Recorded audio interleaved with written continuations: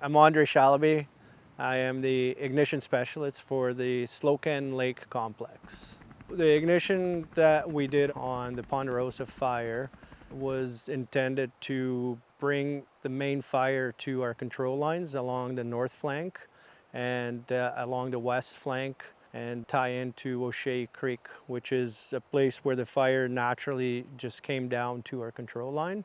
The primary objective was to remove the fuels between the main fire to the control line, which will increase the efficiencies and effectiveness of our firefighting efforts.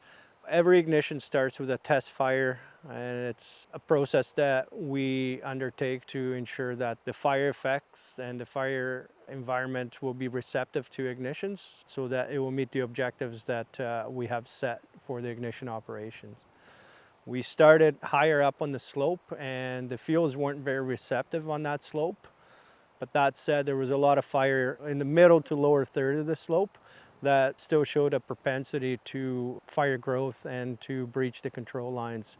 So we decided to really target that elevation band while successfully completing the operation and tying into the north flank and the west flank of the fire. An ignition mission of the complexity that we had yesterday involved about 60 personnel on the ground, 2 ignition aircrafts, and 2 helicopters with buckets that did some pre-treatment with retardant lines. The ignition yesterday was successful because we were able to meet our objectives in terms of removing the fuels between the main fire and the containment line. The terrain in the Slocan Valley is very steep, and the fire perimeter from point A to point B, which is the ignition line that we did, was about 6.5 to 8 kilometers. The fire perimeter would probably be about 16 kilometers because the fire doesn't burn uniform, and that would expose our crews to risky operations in steep slopes and falling debris, danger trees, etc. So by bringing the fire to these control lines, the fire is now in a straight line, and it will increase expediency in suppression and containment efforts. We use the helitorch primarily because of the density of the timber, and in order to be effective within the ignition window, we needed to ensure that we developed a fire that was moderate to vigorous surface fire intensities, and that will allow us to use that intensity to continue to bring the fire from upper on the slopes down to the lower slopes.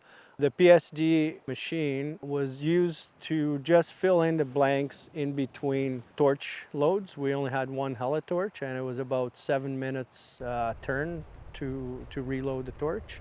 So the PSD was mainly used as a guiding platform with a little bit of filling work. And then at the end of it, in order to ensure that the fire line was controlled, that we didn't breach our control line, hand crews used drip torches, and they tied the fire that we lit to the control line at their own pace, which didn't over challenge the holding crews that were holding any fire that may have breached the control lines.